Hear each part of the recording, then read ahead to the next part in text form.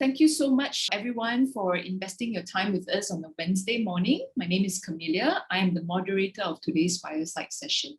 So just a very brief background myself. I'm the founder of Kabel, a Tinder for jobs. I founded this to help leaders connect to their future hires through purpose, vision, and mission. In other words, matching like-minded people together. So today we have with us two very special guest speakers who have agreed to come live with us to speak about why they chose to take part in this meaningful 111 movement. Kabel's development started in 2019, and we took about a year plus to go through field testings. I think Kishore knows about this. We've been in touch with this before the current beta version was released in May 2021. So besides Kabel, I actually own an executive search company called TalentCap. Right, and being still very much in touch with the searchers, I noticed that matters has gone out of hand when candidates started telling me that they want to take their lives away because they haven't been able to find a job for a long time. Yeah, I tried to connect them to the hiring companies within my network, but I don't think I was efficient or effective enough to do just a manual connection. So at the site, my team at Kabel, a mobile app that connects line manager directly to job seekers, decide to open up the platform for companies to use it for free within this period to help make the instant connection and fast track the entire process, focusing on how we can humanize the recruitment process to cater to this current pandemic situation. So I've decided to call out to companies who have the capacity to hire, to join and pledge a job with zero cost. Many businesses have seen how by joining this movement, they can help unemployed job seekers get back to their feet. Now, during the earlier part of this week, we did a poll. Are you hiring for your team or company despite the pandemic? So out of that, 106 people who voted, the results turned out to be 73% say yes, and 27% say no. So then why is it at this point in time we still have a glaring figure of 700,000 people who are claiming to be unemployed? So people who are hiring out there, we want to discuss how we could boost the hiring faster and better so that job seekers can get back into employment so that they can continue to provide for their family. Yeah, so just managing some expectations here, right? Here's the format and what to expect. So we'll take a few moments to introduce our amazing guest speakers today. I'll kick off the conversation asking questions that draw out some high-level practices that we should be thinking about to help us navigate, with the challenges that we're facing at the moment. So guys, if you have any questions, just leave a comment or in the QA section, and we'll try to pick it up and get back to you, as we go along with the conversation. We do not need to wait till the end of the conversation, so keep the engagement going. Okay, sounds good? Okay, thank you. So great. Let's get this started with the guest speaker's introduction. So Sabrina is currently the HR manager at Made for You, a professional trained cleaning partner services in Malaysia. She has 6 years of experience in talent acquisition and HR operations. Sabrina is passionate about building a modern HR adoption for organizations. So everybody please say hi to Sabrina. And our gentleman here, Kishore Samuel, who wished to be introduced as the Malaccan boy, what happened to the other part of the world and has claimed to have never dreamt to be entrepreneur. I think some of us here are just suddenly we went into entrepreneurship to, maybe I'll let you to share your background later. Is the co-founder and the CEO of My, a Malaysian fintech focused on digital payments and financial inclusion. We would love to hear from Kishore about the founder story and what got him started this business with financial inclusion as one of the purpose of the company. So a warm welcome to both of you, and thank you for spending time with us to speak about how employers or businesses can help unemployment during this pandemic through the 111 movement. So Kishore, Sabrina, we are glad to have you both here, and thank you again for taking part. Yeah. So what were your first thoughts when you heard about the 111 movement? Sabrina, maybe you can start off. Right. So how actually I got into this initiative having connected to Camellia is through a common, HR connections. That I think he saw my post in LinkedIn that I wanted to connect recruiters, HR, and also the unemployment um, people, Malaysian, because basically I think in this FMCO, right, when it started, a lot of more people in Malaysian has started to lose their job as well. More companies started to lay off and downsizing people. So while I actually speak to Camellias and Teck Lee, right, they share me this, they are doing a humanizing recruitment in cable here, and they have this one movement, which is like, okay, click. The things is just like, okay, we have the same direction, we have the same goals, that we want to help Malaysian to get a jobs, quickly as possible. So this is how we actually got into cable. Yes. Oh, nice. So I'll probably add, I've known Camellia for about 30 years now. And I follow her social media, and when she sent out the 111 campaign, I thought it was I think Cable has done a fantastic job through Camellia. I think a lot of us resonate to the fact that it is a very challenging time with the pandemic. It's affecting us as a nation. It affects us as a family unit. It affects us as in the entire world. And job security is the most important thing that we need right now. And I thought it was very timely, and I think it's a very human approach on what she's doing. So I can only wish her all the best, and I hope this campaign has more wings for her in her future success. And just to add that I'm a firm believer, and in fact, we have a new hire thanks to Camellia and Kabel today, which we are onboarding her. Yeah, sorry? First day today. First day today. We are onboarding her today. And I hope that Mai and myself will continue to support this. And looking forward to actually later announce to Camellia that there are a few more positions that I'd like for her to be a part of with my hire later. Cool. So, and if any of you guys out there, if you're job seekers, please do stay tuned, with the posting of our jobs that we plan to post it up on our FB, our Facebook, and also LinkedIn page, as well as WhatsApp. Yeah. Okay, let's move on to the next question. Now, I always believe that good organizations are always driven by purpose and vision, right? Can you share with us the purpose, vision, and values that Made for You believes in, and how does this connect to the way that the company hires? Okay, thanks, Camelia. So for Me for You, we are a startup business where we are a technology platform where we're connecting the consumers and also our partners for offering the home services platform. So how does it actually started is we wanted to help the lower income group of Malaysians.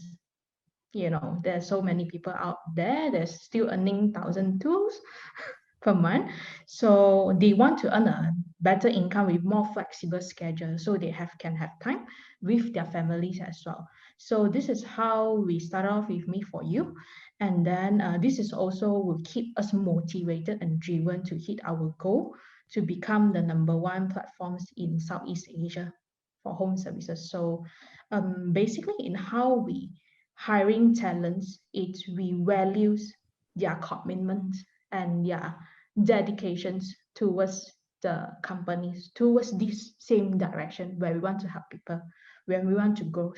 So when it comes to recruitment here, talent acquisitions, we always very particular about not much more on how pandai, how smart, intelligent the person is, how many like 20 years experience they are in, but what they want to achieve in their life and how what's their attitude like, right? But of course, we would face some difficulties, especially coming to selecting the right candidate for a bunch of big pools of candidates. Yeah. Okay, okay. And how are you guys actually different from the other services platform like I can name Kauting, probably is on top of my mind right now. Yeah. All right. So for us, we are connecting with the individual partners. So our models is like a gig sharing economy platforms, Right. moreover than a marketplace. So Kauting is a marketplace, but Right. for us, it's a gig economy platform. So far, we have over 3,000 registered partner with us, and we can actually cook out to a lot of requests and booking from customer. Okay, so these people that are on your gig platform, right? Are they? So you're saying that they are doing this on a gig means they would have a full-time job somewhere. Okay, so they would have most of our partners, they would have full-time jobs like admin jobs somewhere else. They are some of them even white collars, admin job, Okay, finance job, HR job. So, but they want to find a better income, side incomes for them to have better living to support their family expenses. that's And true. of course, some of them, they are very dedicated, right? They want to earn more with us. So they have not taken on any full-time jobs. They just work full-time here. So similar with Grab lah, I So like that. just a gauge, if you're doing it on a full-time, more hardworking, roughly what would be the income like? Around 3,000 ringgit per Okay. month. Okay. With our, we have some incentive program as well. So before this FMCO hit, right? So actually our highest achiever getting about 6,000 a month. Wow. Okay. All right, cool. Okay, thanks for sharing. So, for those of you who actually wants to earn an additional income, please do contact Made for You. I believe that your website would have a section where you can actually click right on it. Okay, cool. Yeah, So Kishore, your company was built to serve the underbanked and the underserved customer in the banking world.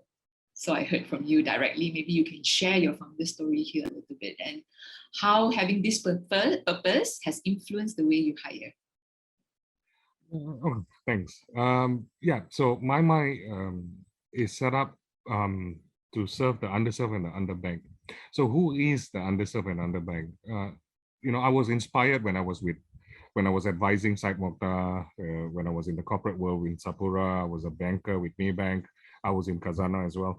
A lot of the things that I see is that if you're not financially included, your access to a quality of life isn't there. So if you don't have a bank account, you can't get a loan. If you can't get a loan, you can't enrich your life. You can't get education loan. You can't get insurance. So your life is pretty much stuck in that cocoon. And so the whole reason why I started My was the fact that when I saw a few an incident in Sarawak where this young boy who was buying a motorbike, which is 10 years old, being funded by a middleman who is buying it off from a previous owner who's older and leaving the country. So when I asked him, why are you buying this bike for 3,000 ringgit when it's 10-year old? And you owe 3,000. Correct. So I asked him, I was actually going to the asset. I was going to the site to see the asset. So when I saw this happening at the site of the palm oil, I asked the driver and the bodyguards all to stop and, let's go take a look. So when I interrupted their negotiation, I asked, why are you buying this for 3,000 for a 10-year-old bike? And the middleman says, boss, don't get involved. I said, okay, fine. But the young guy looked at me, he's easily about 17 years old. He said, saya hidup sini, mati sini, bang. Siapa nak bagi saya loan? Saya surat pun tak ada. So that really woke me up, as in, oh my goodness, this is modern day slavery. He sees nothing, he has no future to look forward to. He only knows how to manage his future on a daily basis. And I realized that he doesn't even have a bank account. So no wonder he can't even get a loan, because you can't even log in your earnings, right? So if you're a contractor, if you work in industries where you're on a daily wage, whether you're a farmer, whether you're a fisherman, if you don't have a transaction in a bank account, nobody can gauge. Banks won't take the risk to give you a loan. Correct. More if you need services, for your children, for example. If you want to take up education loan, they're not going to give it to you.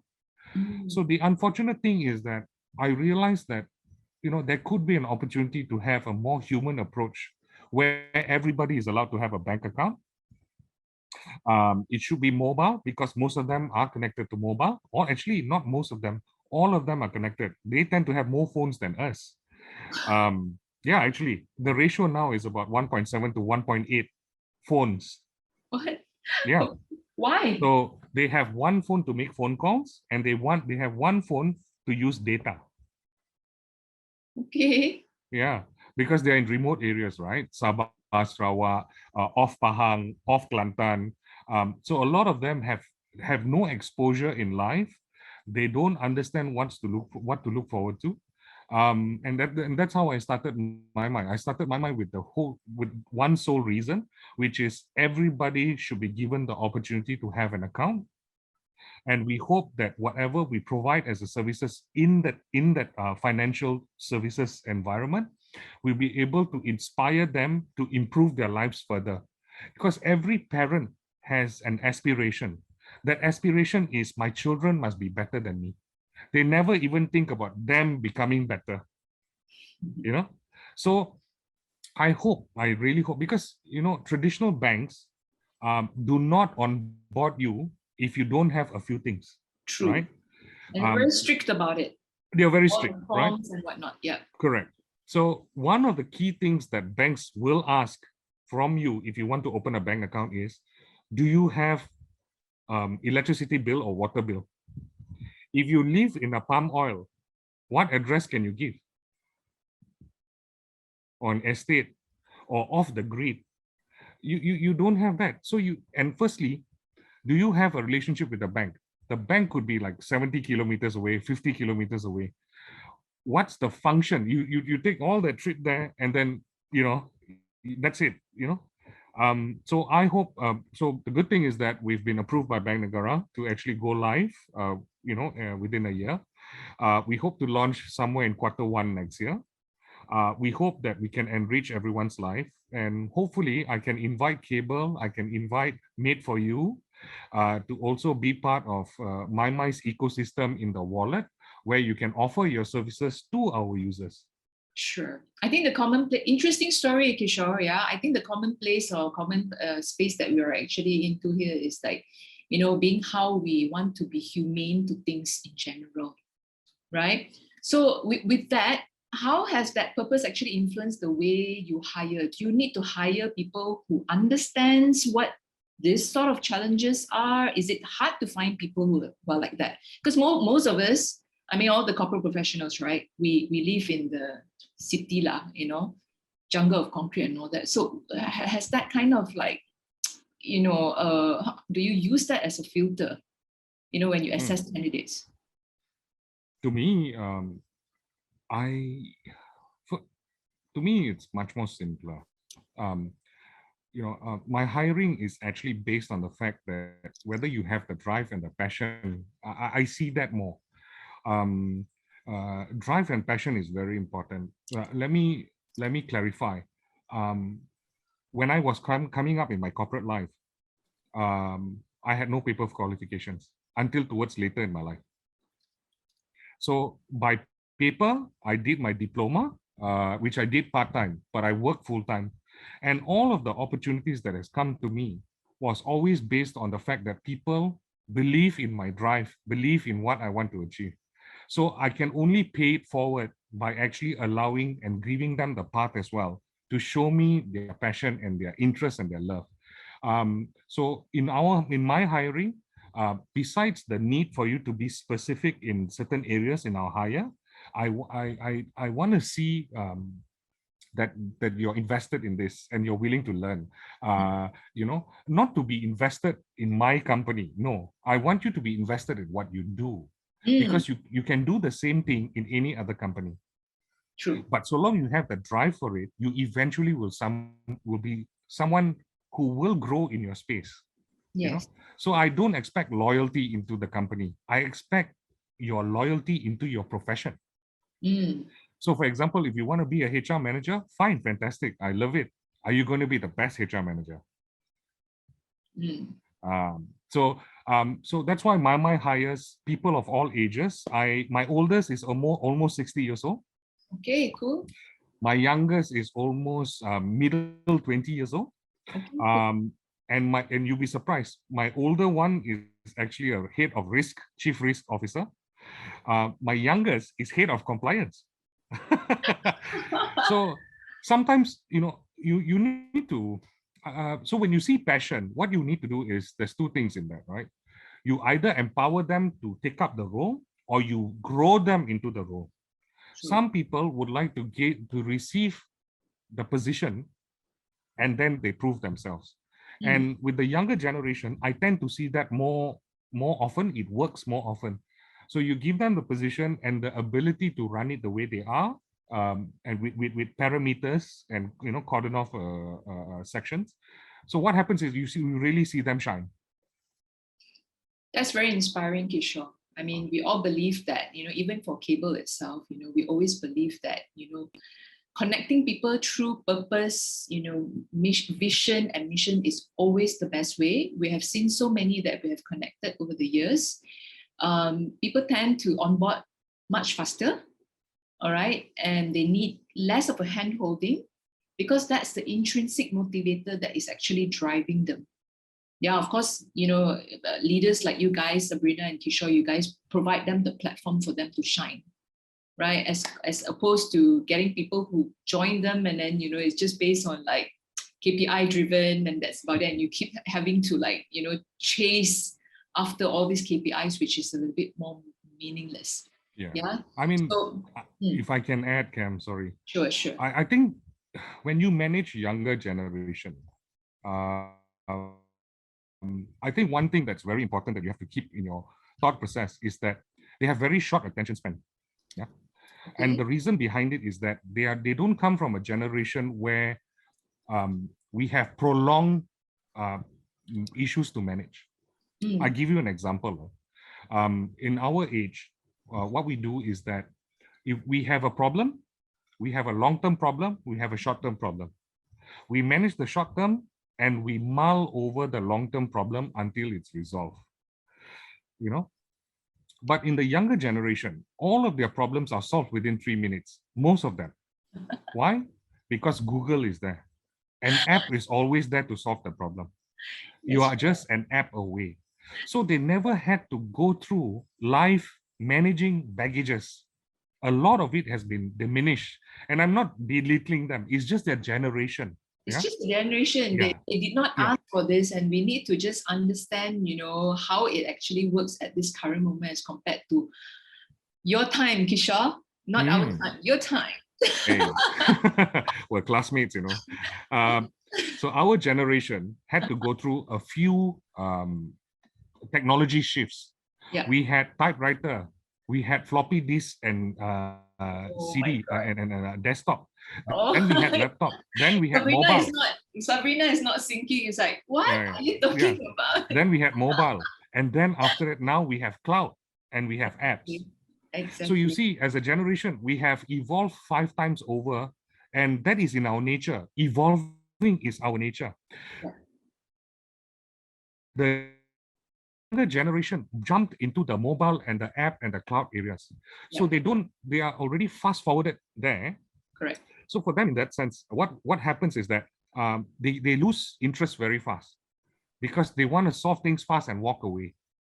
So the only best way environment to put them into is that in a self-sufficient environment where they discover themselves, and only when they need help, they will raise it. But you need to be always on the lookout, like a parent, to say, I think you're steering too far on the left. I think you're steering too far, on the right. But that's the only way. Allow them to, spread their wings and see how far they can go. Yeah. Correct. So talking about, steering and maneuvering and all that, right? Sabrina, your company is now on the hiring mode.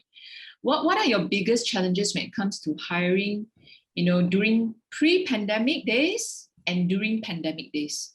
Do you see that there's a difference? Let's talk about the challenges that commonly a recruiters or talent acquisition face, which is how we can identify the right talents through so many candidates. Because when you posted up a job, for example, I mean customer service in JobStreet, right, or other job platforms, so you would actually get things over 300 of candidates of applications, right? So how would recruiters filter the candidates? How would we judge? How we would assess the candidates from this kind of big pool of applications? So this will become our challenge, where we are unable actually to identify the right candidates, or we will possibly to miss out the talent, when we screen through a resume. Yeah, it's a big stack, isn't it, Sabrina? Yes, correct. So we understand actually not a lot of talent have a very, nice design or a very good description of resume, but when you actually see them work here, they're actually pretty good. They're actually pretty good, yes. So I think what Kabel doing very good here is we are humanizing the recruitment. So I didn't think of it before, where things usually goes traditional way is you connect HR first, and then HR screening, and then you will only speak to the hiring managers. Correct. That's the current practice. Yes, that's the current practice, of course. So this morning I thought about it's actually good where you have to speak with the hiring manager directly, because not just what the company you want to work for, but candidate also think about what are the boss, who are the boss, who are the manager they are working for as well. So they want to see the team, they want to see whether this person is the right person they want to work together along for so many years, right? So talking about challenges is basically identify the candidates, and throughout the things is about the methods and how the system runs as well. Of course, pandemic give us it speed up the digitalization, where we cannot meet candidate in person. True. So I can't read like whether they are nervous, they are in which situation, or their body language, their tone. So everything is through a screen. So that actually could be one of the challenge of during the pandemic days as well. Right, true. So you're saying that sometimes resume itself doesn't represent or give a full representation of the capability of the person. So it's always good to have that connection to talk first, and then later on, use the resume to basically navigate, your hiring decisions. Correct? Yeah. So you're right when you say that Kabel provides this platform, where you can actually get to know each other first, have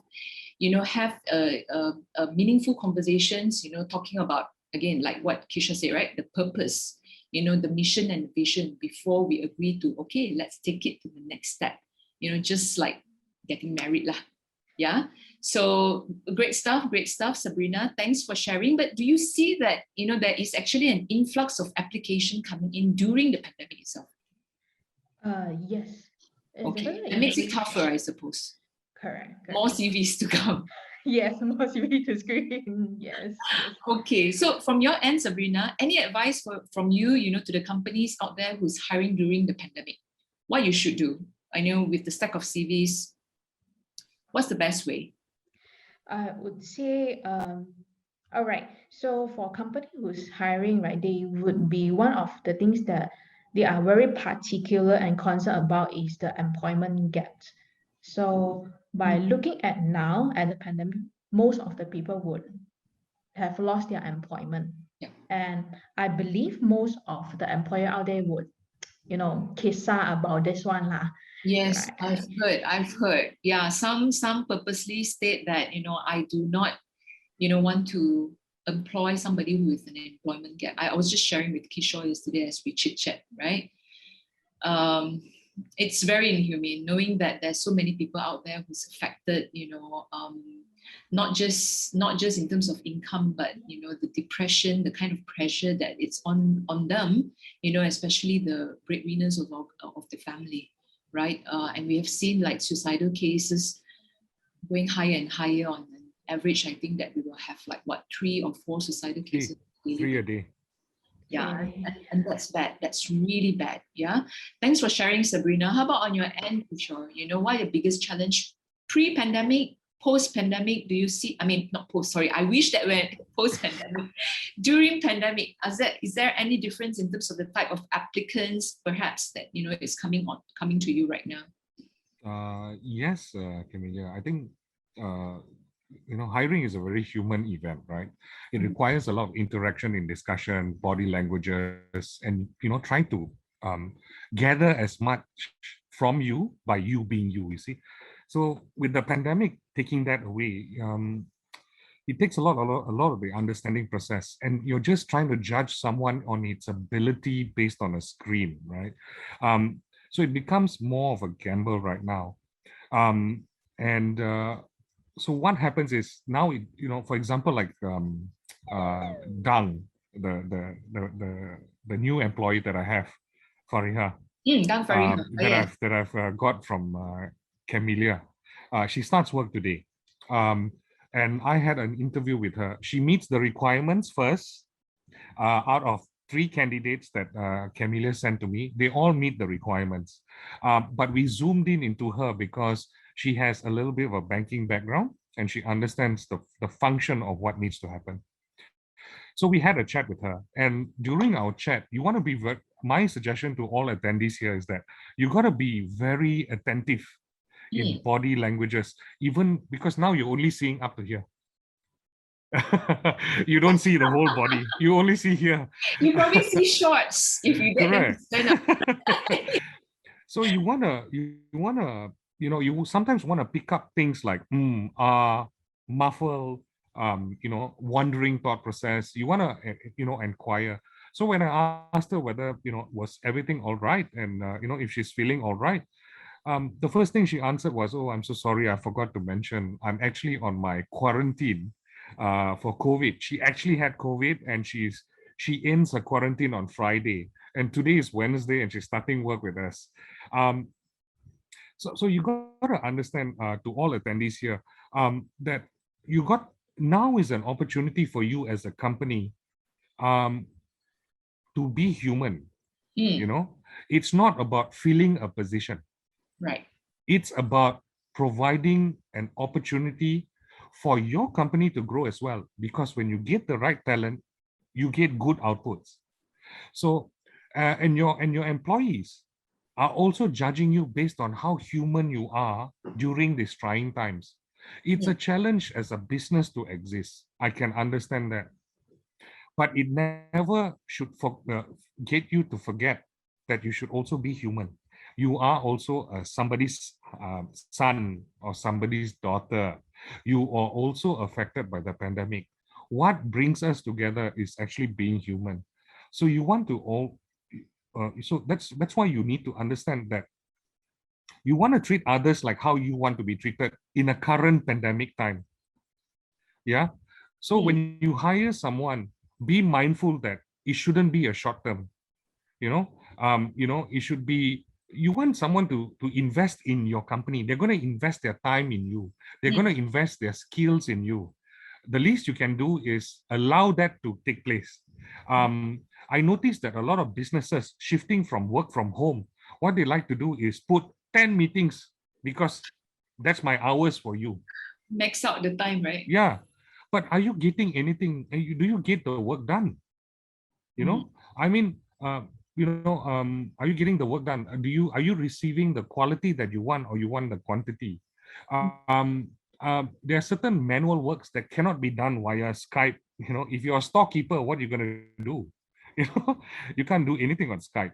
And so what's happening is that a lot of employers are taking the video conferencing into another level, which is they're making it like a phone call now. So it's not making sense. I want everybody on the call, and then you waste half an hour, 1 hour. Then to get back into the position, I mean, you were an employee before, so you should know that the every time that gets disrupted, getting back into momentum is tough. So my only advice is, a few things. When you're going to fill up a position, do have a good runway in your thought process. The pandemic is not going to go away anytime soon. Easily, I would say 2 to 3 years from now. So your cash flows need to be managed well. You want to also look at the person's potential of filling other gaps as part of their growth in your organization, so that because you can remotely manage who can be a second line for certain areas. You should never be biased based on whether the person is jobless or not. Nobody chooses to be jobless. Well, unless you got disciplinary issues. But other than that, nobody chooses to be in the position of being jobless. Can you imagine how scary it is? I mean, I'm friends with a lot of the top CEOs in Malaysia. And, up to yesterday, some of them was just saying that I'm still grateful that I have a plate of, a meal in my house. I cannot imagine a world where, I'm minimum wage and my company doesn't pay me end of the month just to tell me that, because this is what's happening right now. There are companies that actually let you work for the entire month only to tell you before the salary that we are getting a salary cut 70% off. Can you imagine that? So where's the human element in that? That's just misusing people. At least you can do is pay them the 100% and tell them next month is 70%. Then you will see them, moving. It's their right. They have to survive. That's right. So Cam, so my advice is that, alert your employees on the flexibility on repurposing, continue to motivate your existing employees, and if possible, try and upgrade and reskill their abilities, because now is a very good time for all entrepreneurs right now, the attendees here. There are many programs that the government is covering for you, whether it's wage subsidy, whether it's about reskilling your employees.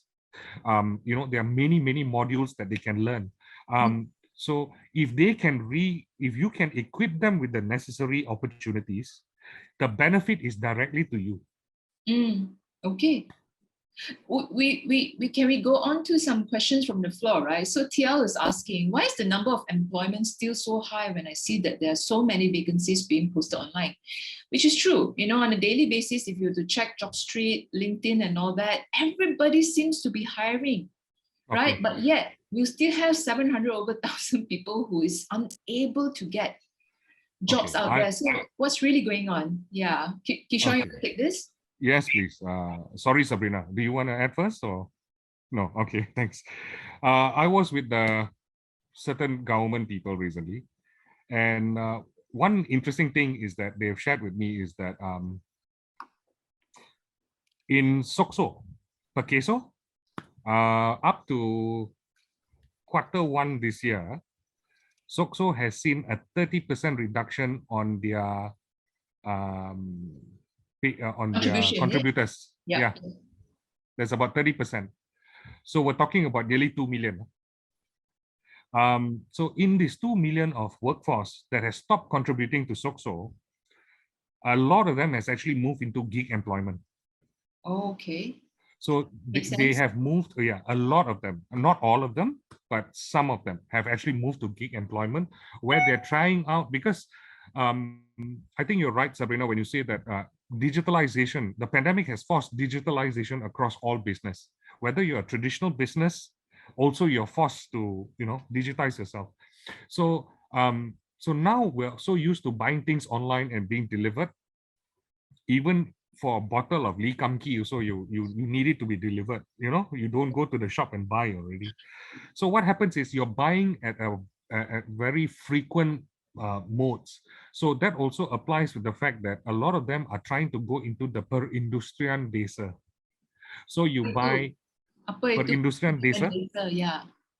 Perindustrian desa is businesses that are actually more very startup SME level. So for example, like making cakes, Okay. cupcakes, Okay. crepe, Okay. you're Gotcha. making arrowhead, arrowheads, Oh, my crab stick, favorite food. Yeah. favorite crab stick, Yeah. fried crab stick for Chinese New Year, remember?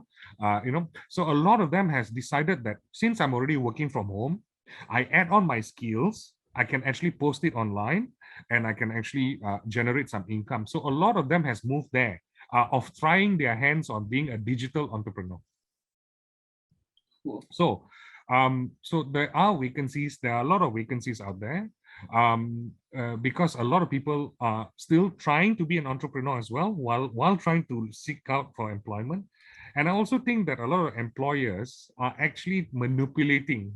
Sorry I say this, but I feel that they're manipulating the current situation. And what that means is that, oh, it's okay. It's our market.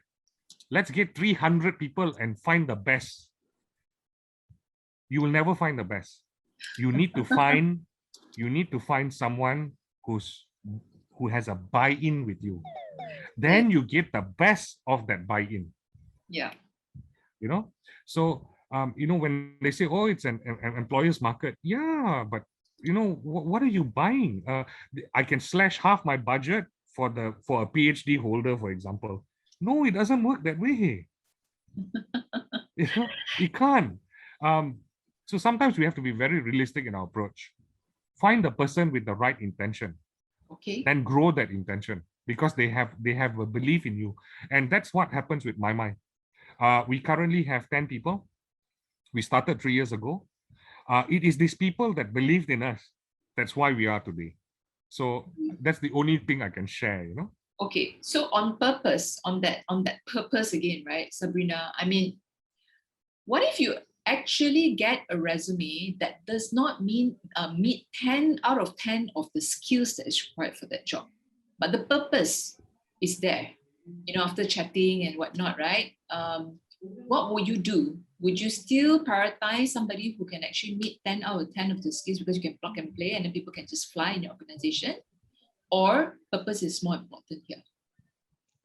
It depends on situation. So I would say, so by looking at skill set, we are not looking for full 10-10, right? So for us, we value their purpose more.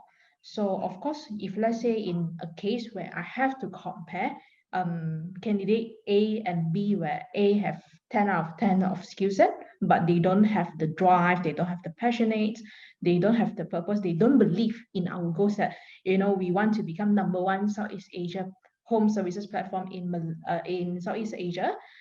They don't believe in this goal, so they won't give it all up. But while for maybe candidate B, maybe just achieve 5 out of 10, but she believes and committed, right? So from that situation, we of course will be prioritize the candidate Bs who have more alignment with us and trust our goals, vision and mission. Sure, that's awesome. And you have been doing that since day one, right? Whether it's pandemic or non-pandemic. I would say I have changed. Previously, okay. When I'm doing a recruitment, right, it just plainly just like filling in who's right for that position. Okay. Right? It doesn't coming through for me that a company directions, vision, mission, and purpose is very important when we actually in selecting the right one with us. Okay. Right? Because in a more old fashioned way, we are like, okay lah, we pay you, you work. Okay. Right. So, but it changed. Sooner I found out that actually this is what because we are doing a human things, we are in human resource, we are dealing with a lot of humans. It's not where the salaries, money, keeping people to run and motivate in a long-term way. But it is the company itself. A lot of elements, the company itself, the goals, the visions, the people around, whether they are giving empowerments and so forth to keep them in the long run. Right. Kishore, one question. Do you think that you should encourage companies to lessen the rigidity of the requirements when they hire during this time?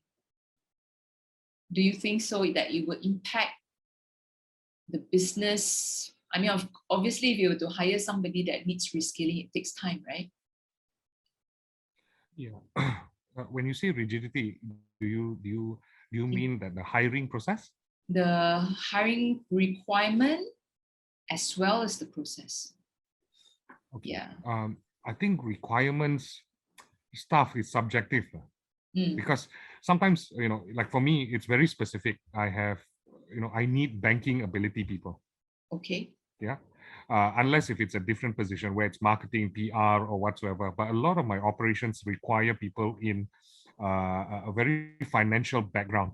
Yeah. Okay. Whether it's in IT or finance. But what I would advise is to reduce your processes.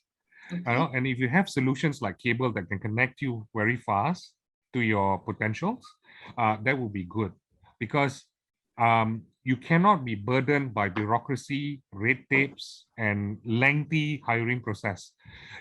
But because that will impede on your business as well. I say this because if your current hiring process is about a month, by the time that month happens, someone may have picked your candidate up. Yeah. That's one. Number two is that because they know their availability, if they are unemployed, then there will be people with, so long they got the right skill sets, they'll be taken up faster as well. So my advice is reduce your bureaucracy, because you don't have a physical process now. A lot of it is virtual. So virtually, you should understand that let's cut the bureaucracy. This is the vacancies that I have. Can we process it? So if there's solutions like Kabel that can actually meet your areas, then you can already start engaging. Sorry.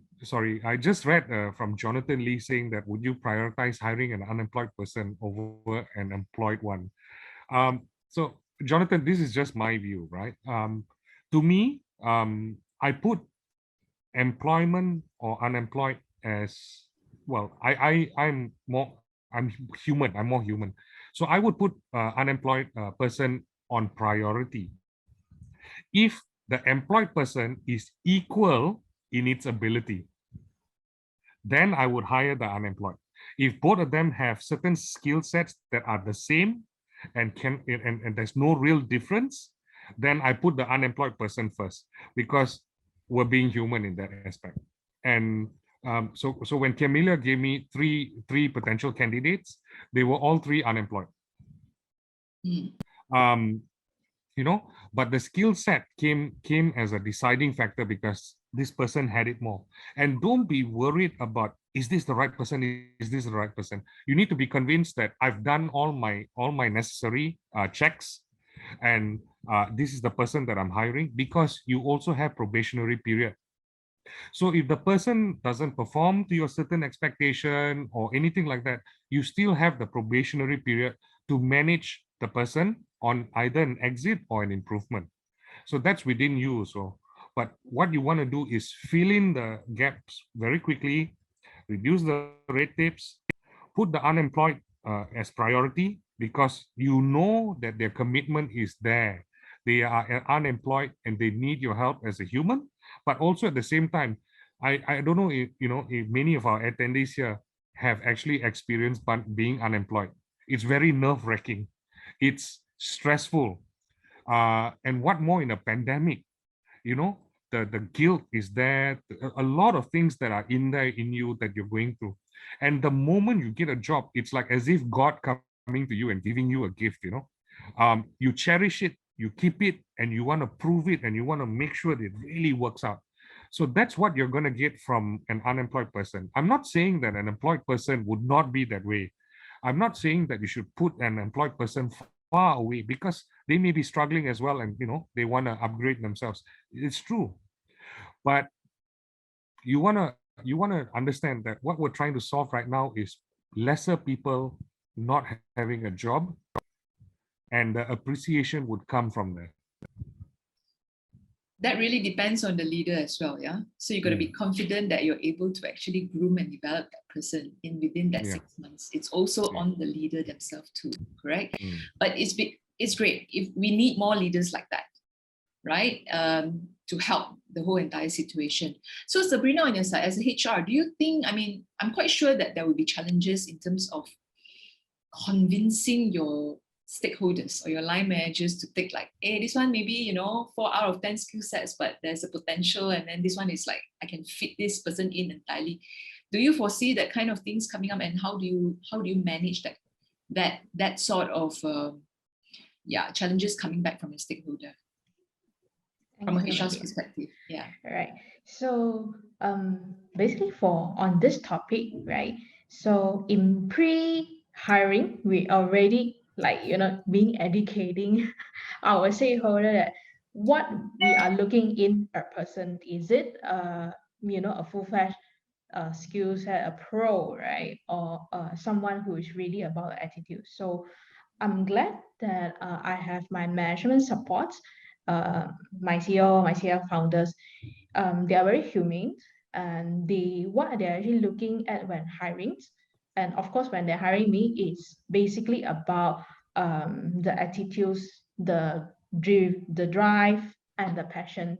So we will be weighing what is the requirements, what's in these candidates that we can grow and foresee their future in mid for you.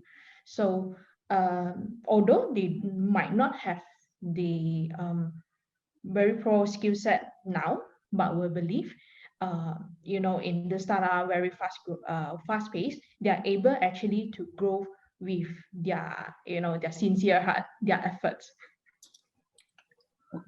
Okay, that's great. That's also the, on the HR manager to actually, share why the purpose and why is it that we need to actually have a little bit more, compassion hiring during this pandemic.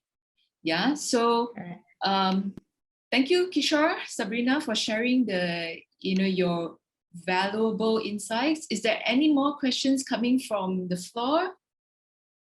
Any more questions before we move on?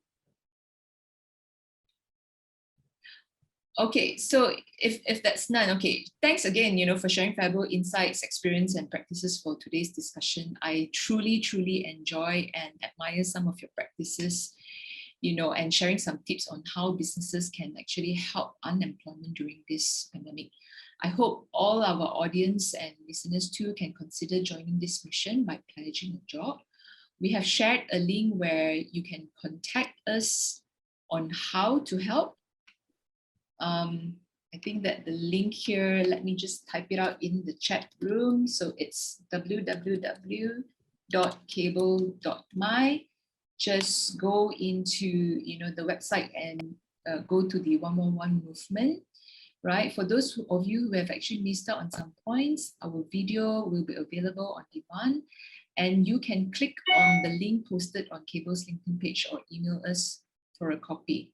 So before we move on, let me just share a short presentation about the 111 movement. Okay, so this is 111 movement, humanizing recruitment. So the 111 movement here stands for one company to pledge a job for a good cause. For one unemployed Malaysian, be job ready with the profile and right state of mind. We are conducting free workshops, FYI, for those unemployed people who wants to sharpen their tools, and for one job to match and connect the line managers and candidates directly. Yeah. And our goal here, by end of this month, we are to create 5,000 jobs opportunities for 5,000 unemployed job seekers by Merdeka Day. And these are some of our participating companies that has already come about to join us. So we are pledging, or we're calling out to more people to come on board. And some of the success stories, Kishore, one of your candidates here, Dang Farida, has said, thank you to you. You know, after being unemployed for 5 months, I have discovered, this opportunity through the 111 movement and be very lucky to actually get connected.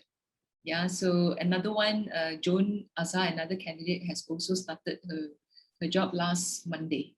Yeah, she's 7 months being unemployed. And she's also 51 years old with, a single mother with 2 daughters who are still studying. Yeah, so this is how we could actually contribute to help these people to get back on their feet. We have been featured on some media news out there. So thank you very much for actually joining the 111 movement against Sabrina and Kishore. This is really meaningful, and let's together, change the white flags that we have been seeing for a long time to Malaysian flags coming, this 31st of August, Merdeka Day.